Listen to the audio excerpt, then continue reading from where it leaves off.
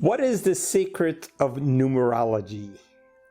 Numerology is a sequence of numbers that have subliminal messages through the combination of the numbers. And that is what's generally loosely referred to as numerology.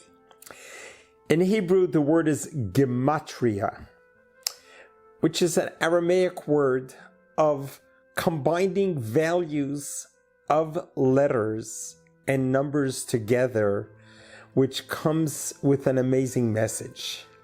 So numerology is very powerful in the world of Kabbalah, in the world of mysticism, where numbers play a pivotal role in helping us serve God and taking us beneath the veneer and seeing what's below the surface, what's behind the scenes. So let's take the Hebrew alphabet. The Hebrew alphabet have the letters starting from the first letter to the last letter. Each letter represents also a number, such as the very first letter in the Hebrew alphabet is called Aleph, which would be like letter A. Letter A would represent number 1. B would be number 2, C would be number 3, D would be number 4, and F would be number 5, etc. So in the Hebrew alphabet, every letter represents a number. It begins from 1 to 10. The first 10 letters of the Hebrew alphabet, each letter represents a number. After that, it goes into sequences of tens. So after the 10th letter is the 20th, the 30th, the 40th, 50, 60, 70, 80, 90, and then goes to 100, then 200, 300, and 400. So the last letter of the Hebrew alphabet represents 400. The first letter represents 1. So in numerology, let's say you take a Hebrew word and you would look for its equal in numbers. One of the most famous numbers that many of us have seen, we have seen it in a necklace, you have seen it in transactions, that it is the number 18. Number 18 means that you have the 8th letter and the 10th letter together. When you take those two letters and you put it together, it spells the word Chai. Chai means life.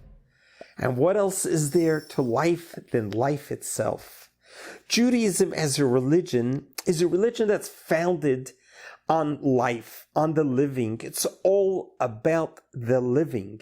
It's what can we do to preserve life, to enhance life, and to lengthen our days. Whatever we can do to make life living, that is what Judaism is about. As a matter of fact, very interestingly, many religions have many rules and guidelines. In Judaism, when it comes to saving a life, there are no rules. There are no regulations. Like on the day of Yom Kippur, the holiest day of the year, the holiest observed day, we are supposed to fast and pray. But if someone's life is in danger, we don't fast, we don't pray, we desecrate everything, we do anything possible to save a person's life. Judaism is about life. What can we do to save a life? Saving one life is saving the whole world. And that is why number 18 is such a powerful number. It's called the number of Chai. Many people, when you make donations, you give it in increments. You give 10 times Chai, 180. You give 1800. Anything in the sequence of Chai is because you are combining life to what you're doing. And that's why there are the necklaces that have the number Chai. Take the very first letter of the Hebrew alphabet is an Aleph. An Aleph, the way the letter Aleph is written, it has a little dot on top, a dot on the bottom, and a line in the middle. That makes up this letter. That is the art of the letter. So the dot on top and the dot on bottom represents the number 10. So you have 10 on top, 10 on the bottom. And then the line in the middle represents number 6, the letter Vav. Those three symbols together make the first letter of the Hebrew alphabet. Take the numerology of that. The very first letter represents the number 26. Because it has the Yud on the top, the Yud on the bottom, and the Vav in the middle, that's 26. What does 26 represent? 26 is the numerical value of God's name. Yud Kei Vav Kei. The very famous name that we are not allowed to pronounce. Those numbers is the number 10, 5, 6, and 5. Together, 26. The very first letter of the Hebrew alphabet represents one. Only one God. Because we believe that there's only one God. Monotheism that was introduced by our forefather Abraham is what we live with till today. We believe in one God. No one in between. No one can be in between. It's you and God. You and God have your own personal relationship. That you and God are one. When you have done something right, you look up to God and you say, thank God for the opportunity. When you have sinned, no one can get forgiveness for you but God himself. You are the only one who could ask for forgiveness and get for forgiveness. No one else can obtain that forgiveness. It's personal. It's you and God. And that's a fundamental part of Judaism, believing in one God. Even the letter 1 in Hebrew is echad, which is 3 letters. Each letter represents a different number.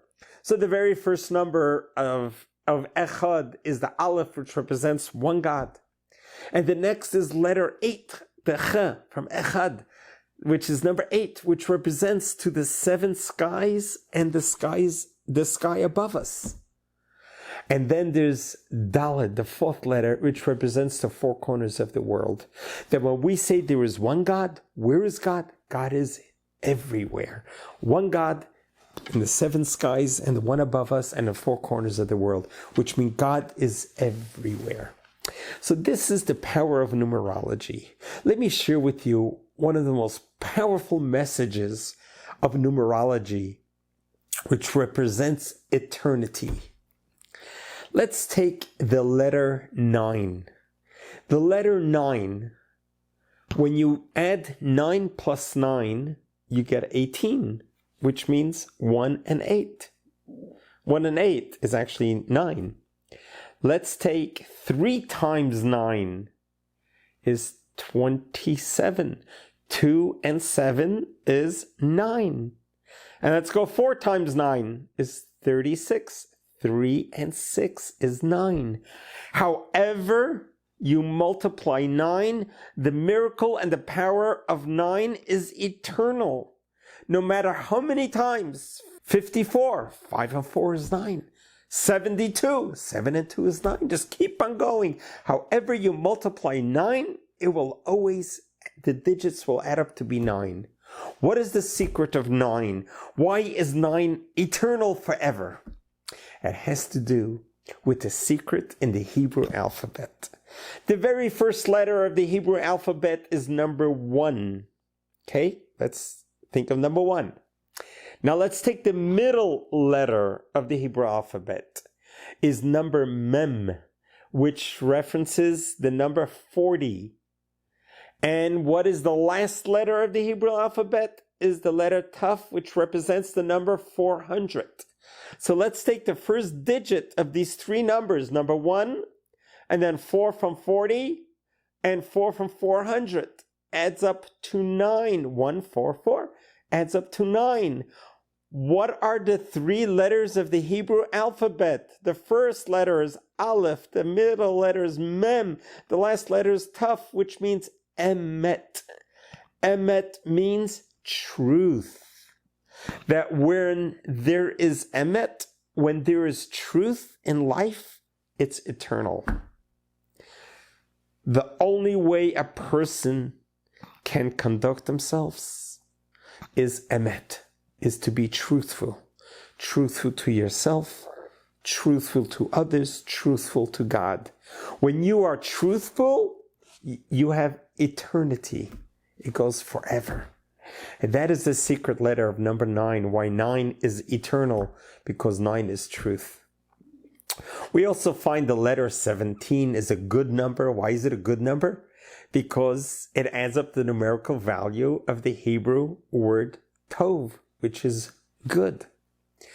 Interestingly, from all the Hebrew alphabet, the smallest digit, the smallest letter is the number 10.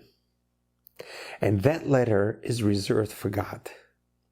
That letter is the way we reference God. When you want to reference God, you use the letter 10, and that references God. 10 is the number of completion. 10 completes the first 10 digits. The single digits becomes 1 in number 10. As a matter of fact, the number 10 is a very powerful number because 10 in the Jewish religion completes a quorum. Wherever there are 10 people praying, God's presence is revealed in a very special way. The number 10 represents a powerful number of completeness. Because after 10, then you got 2 times 10, which is 20, 3 times 10, which is 30, 4 times 10. We take also the number 7. 7 is referred to as a very beloved number. The 7th day of the week is Saturday. The 7th year is considered the sabbatical. 7 times 7 brings us into the Jubilee year. 7 times 7 is 49 and brings us into the Jubilee year. 7 represents the first 7 leaders. The 7th leader was Moses, the one who was able to bring down the 10 commandments from heaven and reveal to us the Torah. So yes, indeed, numbers have a gift, have secrets. Numerology is very powerful. So in the future, don't ignore numbers that you see, because there may be a message there, either a subliminal message or an overt message. It is fun when you look at a number and it adds up to be 18. You say, wow, that means life. I grew up, the synagogue that I grew up in, the address was 770. Many of times I would be driving and I would see a license plate and I see the number 770. It would give me a tickle. It's like a tap on the shoulder from God. Hey, remember 770. Don't forget where you came from. You see number 10, you think of God. You think number 1, you think the oneness of God.